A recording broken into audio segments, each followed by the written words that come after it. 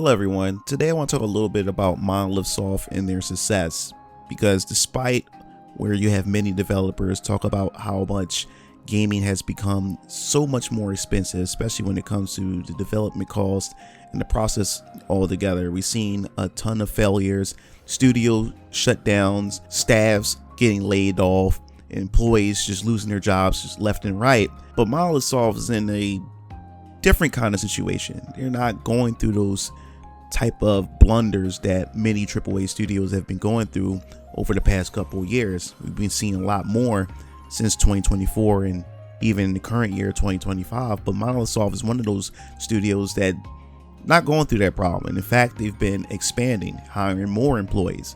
Also, I can say the same thing even with Nintendo and maybe even Capcom and Bandai Namco. But most importantly, Monolith Soft is really what I want to focus on, because recently there was an interview where we have the co-founder of Monolith Soft, Hirohide, where he talked about that not only that they're doing good, but they feel as though that they're not doing enough, that they can actually be even better and to be able to create and develop high quality products. So in this video, before we get into it, make sure you hit the subscribe button and notification bell for more gaming content here on this channel. Now, it's a small interview. It's not much that's been said about it as far as, the growth of Monolith Soft and where they plan to be in the near future. But the reason why I want to talk about this more is because it's kind of funny how Monolith Soft has become the new Square Soft. Especially more for me, because I've grown up with Squaresoft, or today is Square Enix. But it was one of those studios where I highly resonated with, because it created some of my favorite JRPGs or just favorite gaming experiences of all time. And it seemed like when it comes to Square, they have pretty much been dethroned over the years. It's been so many other studios that's been producing high quality video game experiences, more specifically high quality JRPGs, to the point that Square Enix is just been fumbling the ball. And whether or not if they would ever get back to that status again, we will just have to wait for the next 5 or 10 years, now that we're starting to see a lot of studios trying to correct course and try to put out quality over quantity and really hone in on what fans really want. But Monolith Soft has pretty much taken that spot because of what they have delivered. And the funny part is, Monolith Soft wouldn't have been a thing without Squaresoft, or aka Square Enix, because you gotta understand its roots. I mean, we talked about it in the past couple of weeks where I did my Xeno series Legacy, which you definitely need to go check out. And it all started with Squaresoft with Xenogears, and now we fast forward. Now we have Monolith Soft, and Nintendo had done the right thing by jumping in and pretty much acquiring this studio. And now, they've been producing so many prolific games for the Nintendo Switch and the Nintendo platform. Is just amazing. I can't wait to see what they will do coming with the Nintendo Switch 2. But I definitely wanted to talk about this little article that was covered on Nintendo Everything, where we have Xenoblade developer Monolith Soft says it will never be satisfied with the status quo, wants to aim for higher quality. And you have to understand, this studio was pretty much established back in 1999, and eventually after that they had branched off on their own, and eventually Nintendo had pretty much acquired them. And ever since Nintendo acquired them, they have worked on so many other titles. I mean, if you look at Breath of the Wild, where people talk about Breath of the Wild so much, and hold it up to high status, one thing that they have nailed correctly was the open world and its beautiful environments. And as you dig deeper, if you don't know, and you've just been playing Breath of the Wild, but if you don't know the responsibility behind these big worlds of Hyrule in the Breath of the Wild trilogy, Monolith Soft contributed to it. I mean, if you look at the Xenoblade series, they were always known for their massive open spaces, their open worlds, and how everything's interconnected, really no load time or anything like that. And if you look at Breath of the Wild, yes, Monolith Soft was responsible for that. Not just that, Tears of the Kingdoms, and also Animal Crossing New Horizons, and also the Splatoon games, which I'm just finding that out. I didn't know anything about that.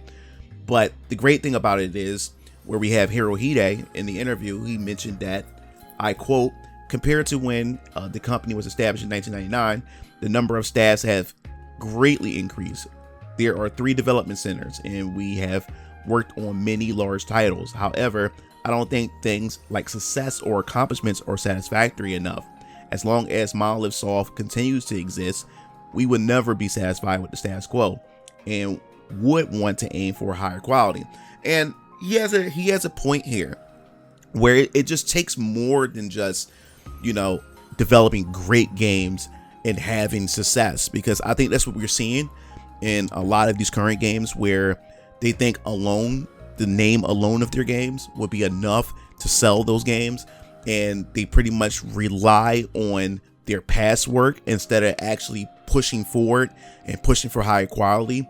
We've been seeing, especially with Western studios, we've seen franchises like Dragon Age. Dragon Age Veilguard, of course, when it first came out, of course the numbers are going to be high as far as people playing the game and everything like that, but it didn't have any longevity, because over time you start to see the cracks, you start to see the quality in the game, because they relied solely on the name Dragon Age, where fans are going to go over to Dragon Age because Dragon Age have of its quality of the past. And we're starting to see a lot of developers just relying on the things that they accomplished in the past, so they can just put out half-baked games, undercooked games, and hopefully wish for the best off of its past heydays or their past glories.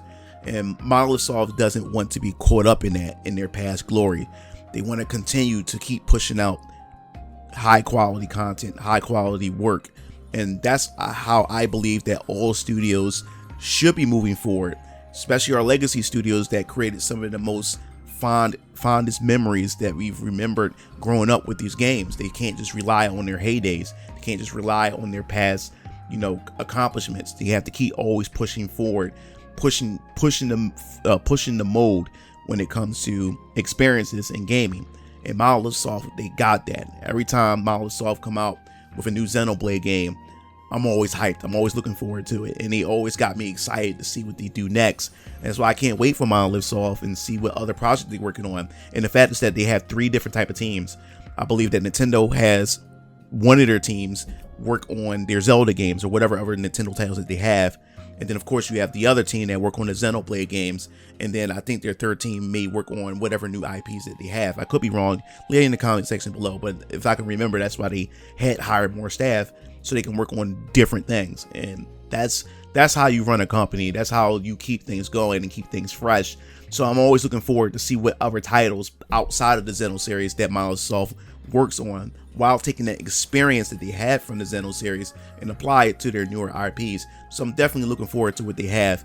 And of course, we definitely looking forward to what they have in store for the next entry to the Xenoblade series. Or in my personal opinion, I would love for them to just do a new Xeno game, of course, because I believe that every new Xeno game is going to be included into the overall collection or perfect works that Tanaka has for the Xeno series in general. So I'm definitely looking forward to that.